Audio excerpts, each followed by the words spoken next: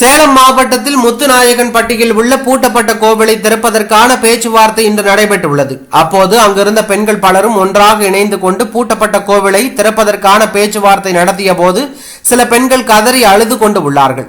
அப்போது பாமக எம்எல்ஏ அருள் திடீரென மிகவும் கோபமடைந்து அங்கிருந்த பெண்களுக்கு முன்பு, உங்களுடைய வீட்டில் ஆம்பளை இல்லையா, எதற்காக இங்கு வரவில்லை என்பது போல மிகவும் கீழ்த்தரமாக பேசினார்.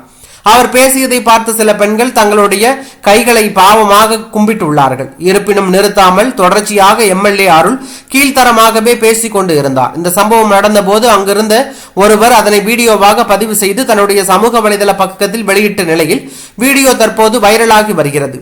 வீடியோவை பார்த்த பலரும் பாமக எம்எல்ஏ அருளின் கீழ்த்தரமான பேச்சு எனவும், பெண்களிடம் எப்படி பேச வேண்டும் என்று கூடவா தெரியாது எனவும் கண்டனங்களை தெரிவித்து வருவதாக தகவல் வெளியாகி பரபரப்பையும் அதிர்ச்சியும் ஏற்படுத்தி உள்ளது.